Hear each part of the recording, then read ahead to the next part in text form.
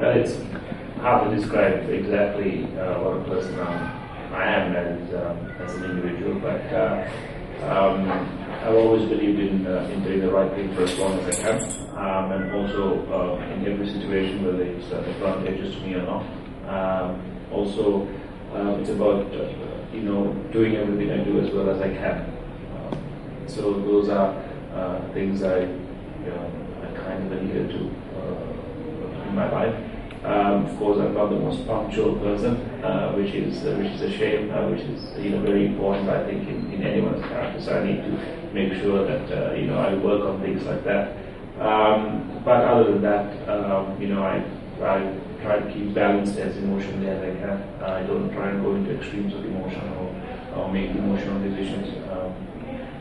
Very rarely use myself. I try and at all times take a step back and see whether I can make that a detached, objective decision, and take an objective view with a detached perspective.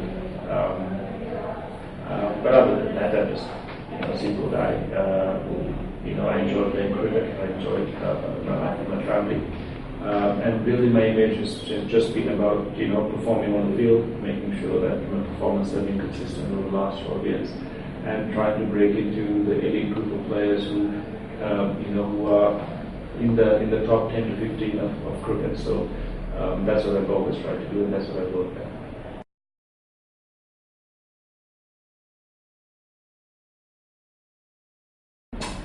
Well, I think it's nice. Everyone has talent. Everyone has invulnerabilities, capabilities, special talents for specific fields. But that itself is never enough. You need to combine that with knowledge, education, hard work, performance, especially when it comes to cricket.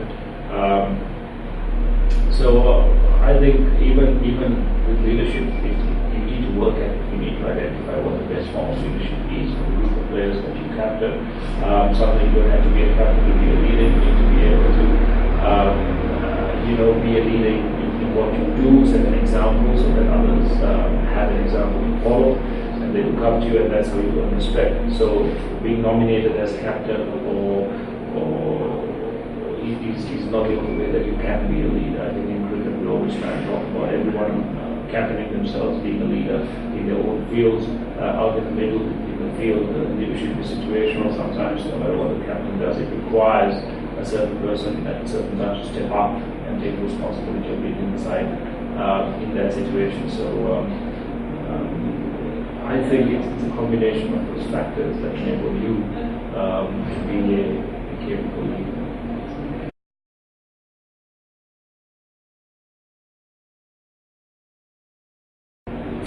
Well, I think everyone seems to get caught up with this IPL. I don't think it's something for anyone to get worked up about. It is a separate league to our international careers and our careers as Sri Lankan cricketers. You need to strike a balance, and you need to understand that your first priority is to play for your country. And that's the way our contracts are as well. Our contracts nationally are always paramount, and every other contract is subordinate to a national contract. So if there is a clash at any time, the national cricket takes problems, and that's the way the IPL works.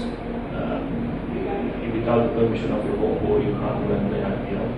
And I think to manage anything, whether it's IPL, your international career, whether it's playing in Bangladesh, whether it's Sri Lanka Premier League now that they're starting in a couple of months, you just need to have balance, you need to have the right perspective, you need to list your priorities correctly, and make sure that whatever you do, you are committed to doing it. I think the IPL has been a great opportunity for a lot of players around the world, not just Sri Lankan players. And I think players will enjoy playing that as long as they keep a balanced outlook and they understand that again their first priority is country. It's a great opportunity to go and play cricket in India. Well, it's not just culture does play a part, but it's also about the approach to the game that's important. I think the approach to the game transcends cultures. When someone is hungry and is chasing the right things on the cricket field, culture doesn't really come into the picture. But culture does come in when the approaches are, when it differs from player to player, when everyone is not attuned to the team strategy, or they understand what team strategy, the combination of strategies we use is all about. Then of course you have to be sensitive to where they come from, the structures they play with, the way they think, how they are emotionally, and then also you have to balance out egos of players, where different players take different forms of encouragement. Some need to be told, some like to be left on their own, some need to be treated very, very softly, some need to be a bit harsher. So you need to just adapt as you get to know the players better, as you get to know your team better. It becomes easier, but you can't just waiting there and replicate what you used to Sri Lanka there. In anything it's the same thing. You just need to be flexible. You need to know when to say things, how to say things, what kind of individual you're dealing with. And once, like I said, once you have that in-depth knowledge of your teammates, it becomes easier.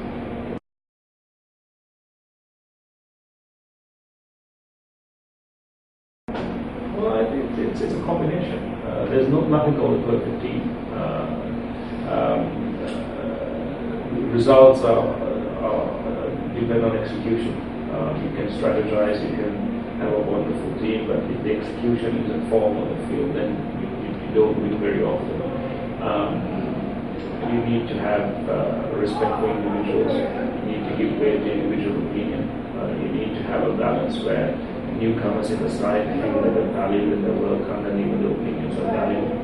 You need to have great examples set by the senior players so that the junior players come in and they immediately have the respect, not because you're a senior player, because you're doing the right thing the right way. You need to have great practice. You need to have equal opportunity in the team where everyone gets equal chances to further their skill. You need to have great staff that can contribute to fine-tuning, improvement of skill. You need to have everyone believing in what we're doing and what you're trying to do. You need to be able to deal with setbacks and pressure. So it's an ongoing development. So that combination between the captain and the team is very important. The understanding the decision-making process where you can have as many agreements as possible. But when you set on a decision, everyone backs it 100%. Everyone buys into it, and everyone supports it. So that give and take, that understanding, clear and honest communication, all these factors play a great part. So you can't say it's a leader that makes a team or the team that makes a leader. You need to have a bunch of people who believe in the same thing, who are honest with their views, and especially in looking at themselves rather than each other. You need to be honest with yourself. You need to be honest with your teammates. And when that happens, that synergy becomes really great, and a lot of the things that you do go the right way.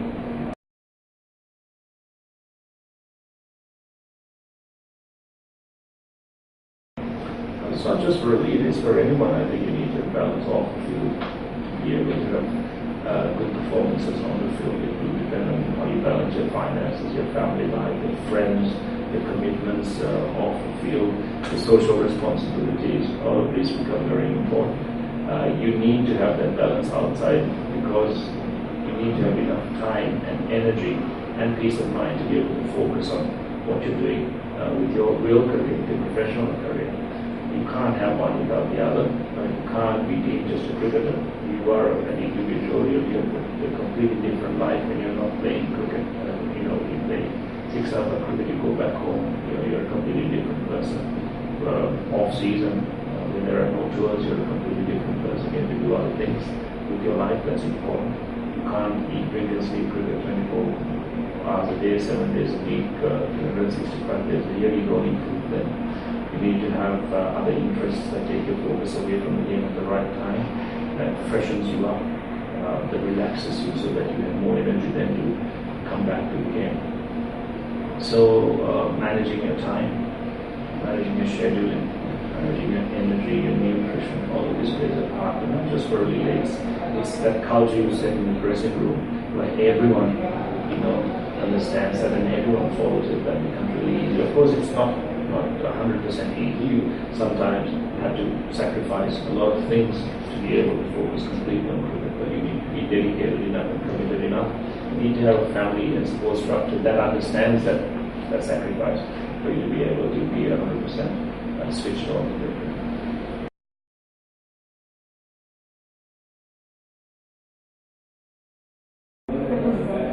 I think if that's the whole point of an opinion, it creates debate. It creates different viewpoints. As long as something good comes out of the debate and the opinions, that's the target really. And as long as whatever you do, you contribute to the debate and thinking and new opinions and perspectives. I think that's what everyone tries to do in whatever they do.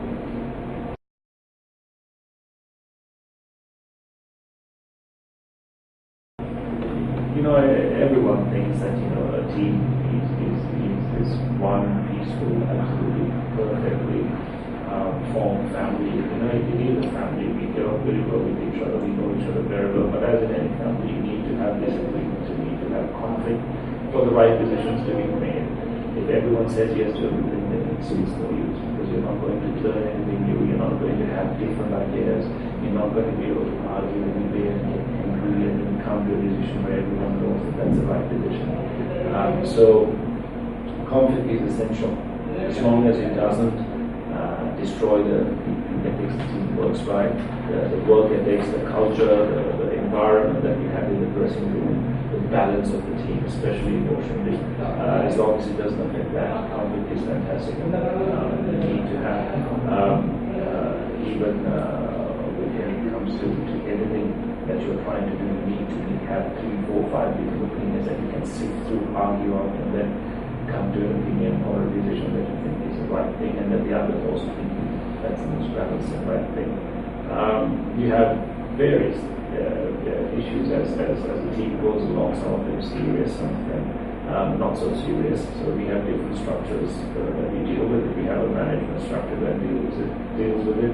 Sometimes we deal with it within the team. If it's too big for us to deal with within the team, we have a reporting system to our management and to the board and beyond. So as long as those structures function very well, there are clear open communication lines between those structures. I think the players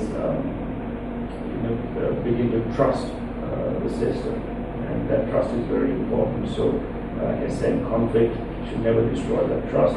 Conflict should never take precedence over the team.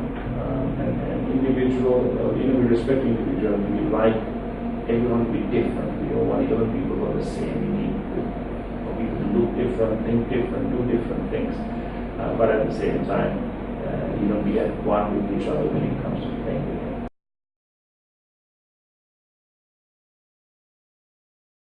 Two great role models in my parents. I think they've been the biggest inspiration in my entire life. My mother, in a different way to my father. But that balance at home was very important to me. I've been very fortunate to come from quite a stable financial background, a very stable home. I had siblings who were fantastically supportive of each other in everything that we did, and we still are. We're a very close family, and I think those role models I had from a very young age, and I still do in my parents. They stood me in great stead, and I think I'm very, very grateful and deeply grateful for that opportunity that they gave me, the leadership they gave me, and the values they taught me. And having that support structure where they said, well, no matter what is not so you do right, they can encourage me. They don't really care whether I'm a great cricketer or not, as long as I can keep working hard, I keep trying to do the right thing and keep true to my values.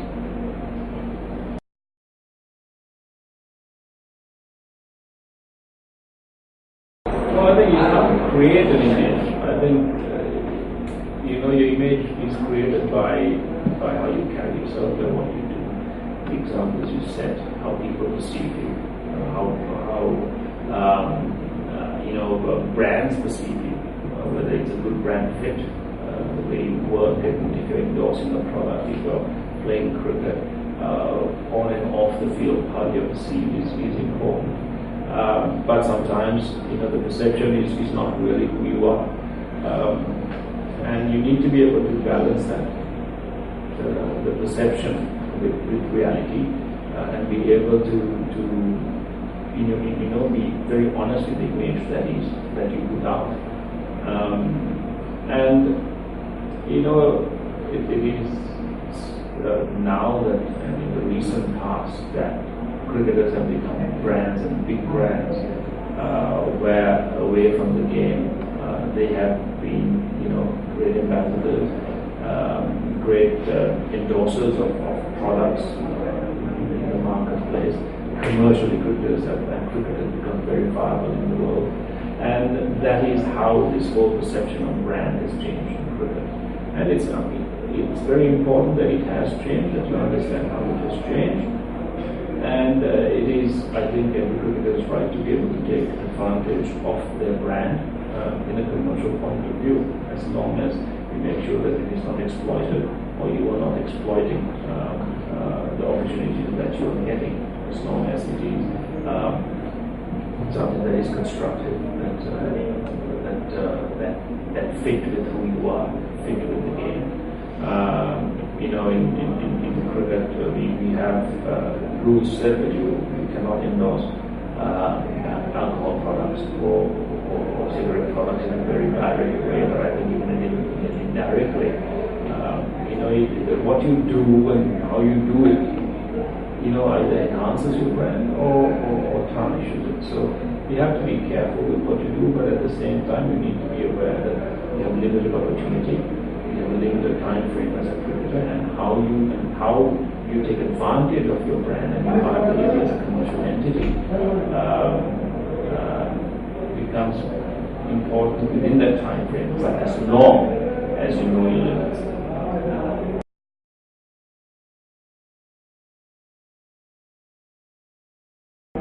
Yes, of course we do. We research that product as thoroughly as we can. We ask for every single bit of information that we can get, the impact on society as a whole. We try and balance out everything to see whether it is something that is not just worth financially, but more importantly, worth doing as a person and as a brand fit. But you also, in my case, I always try to get into my endorsements. The opportunity to get all endless. You sometimes are asked to endorse almost every single thing that you can find in the marketplace. But I try and keep it down to a certain number, and I don't go beyond that. No matter how good the offers are or how many the offers are, I only take a limited number because there's only a limited number that I want to do. There's only a limited number I can do with my commitment to cricket, and I think you don't need to do everything. Just do the things that fit, and also the things that you think are good.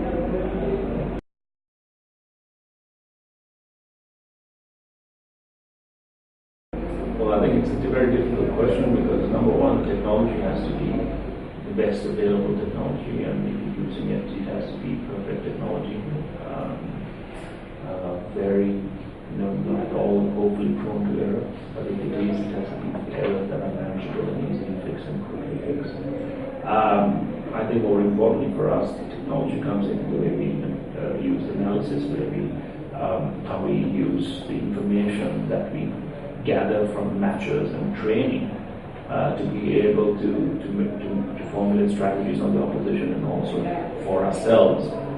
It's important that we can improve our skills, and then of course image capturing, video analysis, and the software that we use to filter this information becomes important. So that has changed hugely in cricket from being non-existent in the past to become very dominant now. Everyone uses it, everyone has their, carries their laptops, their iPads or whatever, so that we can get information from our computer. Analysts have it on our computers, see what we want to see about our batting, our bowling, our fielding, see what areas we can improve in, how we got out, where the batsmen have scored runs, where we need to set fields for certain players over the last year, how this particular person has performed and what has been his strength and his weakness. So we use these filters So to get the right information from the huge amount of people we have out there. So I think that has really improved the way we think. It has really improved the way we work.